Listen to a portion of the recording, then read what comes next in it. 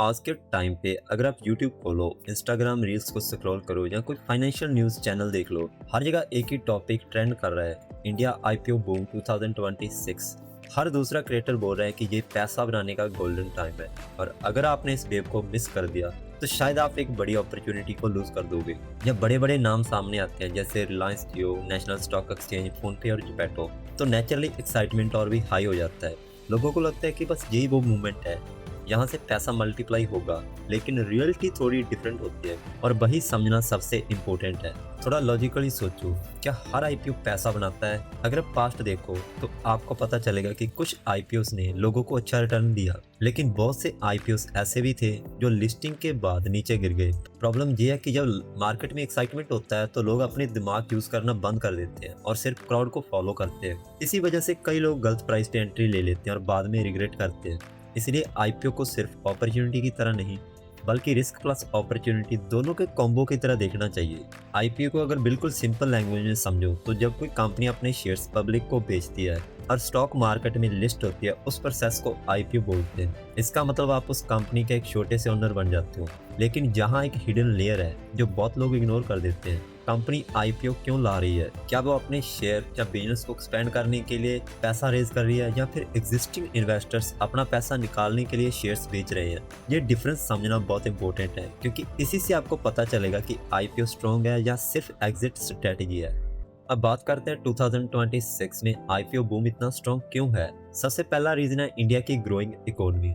आज इंडिया एक fast growing market है जहां कंजप्शन बढ़ रहा है और लोगों की इनकम भी इंक्रीज हो रही है। और दूसरा बड़ा रीजन है digital revolution. UPI, online shopping, OTT platform सब कुछ रैपिडली ग्रो कर रहा है। और तीसरा रीजन है रिटेलर इन्वेस्टर्स का इंक्रीज। आजकल हर कोई स्टॉक मार्केट में इन्वेस्ट कर रहा है क्योंकि एप्स ने प्रोसेस को इतना ज्यादा इजी बना दिया है। जब इतनी डिमांड होती है तो आईपीओ ऑटोमेटिकली ओवर सब्सक्राइब हो जाते हैं और हाइप क्रिएट होता है। चलो अब डिटेल में समझते हैं रिलायंस जियो। जियो ने इंडिया में इंटरनेट का पूरा लैंडस्केप चेंज कर दिया। चीप डाटा के थ्रू मिलियंस ऑफ लोग ऑनलाइन आए और डिजिटल एडॉप्शन इंक्रीज हुआ। लेकिन आज जियो सिर्फ टेलीकॉम कंपनी नहीं है, ये एक डिजिटल इकोसिस्टम बन रहा है। इसमें OTT platforms, cloud services, enterprises solution सब इंक्लूडेड है। फ्यूचर में 5G और एआई के थ्रू ऐसा रोल और भी बड़ा हो सकता है। जियो का आईपीओ अट्रैक्टिव लगता है क्योंकि कंपनी स्ट्रॉन्ग है और फ्यूचर ब्राइट है। लेकिन जहां एक इंपॉर्टेंट कंसेप्ट समझो, अगर वैल्यूएशन बहुत हाई है तो आपका रिटर्न लिमिटेड हो सकता है। मतलब कंपनी कितनी भी अच्छी हो, अगर आप महंगी प्राइस पे एंट्री लेते हो तो प्रॉफिट कम मिलेगा। इसलिए एक्साइटमेंट के साथ साथ वैल्यूएशन चेक करना इक्वली इम्पोर्टेंट है। अब समझते हैं नेशनल स्टॉक एक्सचेंज को। एनएससी का बिजनेस मॉडल सिंपल है, लोग ट्रेडिंग करते हैं और एनएससी फीस कमाता है। इंडिया में ट्रेडिंग का क्रेज बढ़ रहा है, इसलिए इसका रेवेन्यू भी स्टेबल है और प्रिडिक्टेबल है। ये एक ऐसा बिजनेस है जो लॉन्ग टर्म में कंसिस्टेंट रिटर्न दे सकता है। लेकिन एनएससी में एक लिमिटेशन भी है, ग्रोथ उतनी फास्ट नहीं होती जितनी स्टार्टअप्स में होती है। इसलिए ये आईपीओ उन लोगों के लिए बेटर है जो स्टेबिलिटी चाहते हैं। अगर आपको स्टेडी रिटर्न चाहिए तो ये एक अच्छा ऑप्शन हो सकता है, लेकिन अगर आपको हाई ग्रोथ चाहिए तो ये उतना एक्साइटेड नहीं लगेगा। अब बात करते हैं फोनपे की। फोनपे इंडिया का डिजिटल पेमेंट स्पेस का एक मेजर प्लेयर है। यूपीआई के थ्रू इसका यूजर स्पेस मैसिव है। अब कंपनी अपने बिजनेस को एक्सपेंड कर रही है, इंश्योरेंस, लैंडिंग, म्यूचुअल फंड जैसे सेगमेंट्स में। ये ग्रोथ स्टोरी स्ट्रॉन्ग लगती है। लेकिन फोनपे के केस में कंपटीशन भी स्ट्रॉन्ग है। गूगल पे और पेटीएम जैसे प्लेयर्स ऑलरेडी मार्केट में है। इसलिए ये एक ऐसा आईपीओ है जहां ग्रोथ पोटेंशियल भी है और रिस्क भी हाई है। अगर कंपनी अपनी स्ट्रेटेजी एग्जीक्यूट कर लेती है तो रिटर्न अच्छे हो सकते हैं, वरना स्ट्रगल भी हो सकता है। अब सबसे रिस्की और इंटरेस्टिंग केस है जोमैटो। जोमैटो का कंसेप्ट है 10 मिनट में डिलीवरी, जो आज के फास्ट लाइफस्टाइल में परफेक्ट फिट लगता है। यूथ और अर्बन यूजर्स के बीच ये काफ़ी पॉपुलर है, लेकिन इसकी बिजनेस रियलिटी थोड़ी टफ है। क्विक कॉमर्स में कॉस्ट बहुत हाई होती है, delivery cost, ware house cost सब एक्सपेंसिव होते हैं। अगर कंपनी स्केल अचीव नहीं करती तो प्रॉफिट बनाना मुश्किल हो जाता है। इसीलिए जोमैटो एक हाई रिस्क रिवार्ड बेट है। आईपीओ के टाइम पे सबसे बड़ा डेंजर्स होता है हाइप।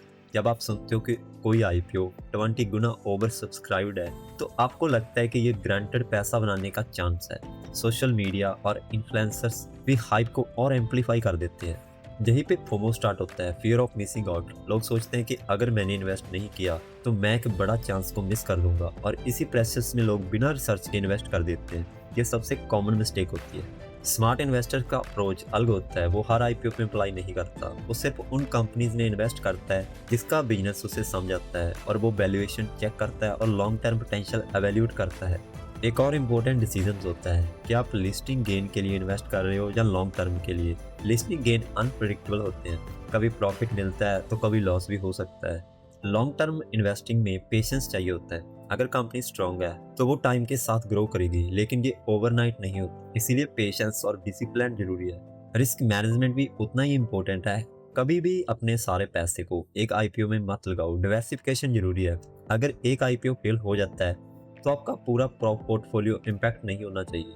बहुत लोग कॉमन मिस्टेक्स करते हैं। सोशल मीडिया देख के इन्वेस्ट करना, दोस्तों को कहने पे अप्लाई करना, जी सिर्फ ब्रांड नेम पे ट्रस्ट करना, ये सब इमोशनल डिसीजंस होते हैं जो लॉन्ग टर्म में लॉस दे सकते हैं। अगर आपको आईपीओ से पैसा बनाना है तो सिंपल रूल को फॉलो करो, समझ के इन्वेस्ट करो। अगर कंपनी और वैल्यूएशन क्लियर नहीं है तो स्किप करना बेटर है। हर अपॉर्चुनिटी लेना जरूरी नहीं होता। इंडिया आईपीओ बूम 2026 एक मिक्स है। हाइप भी है और रियल अपॉर्चुनिटी भी है।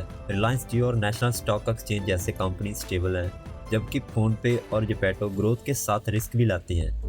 अगर आप ब्लाइंडली हाइप फॉलो करोगे तो लॉस का चांस हाई है, लेकिन अगर आप रिसर्च, पेशेंस और डिसिप्लिन के साथ इन्वेस्ट करोगे तो ये आईपीओ वेव आपके लिए वेल्थ क्रिएट कर सकती है। अगर आज का वीडियो आपको यूजफुल लगा तो लाइक एंड शेयर करें। मिलते हैं नेक्स्ट वीडियो में, तब तक के लिए धन्यवाद।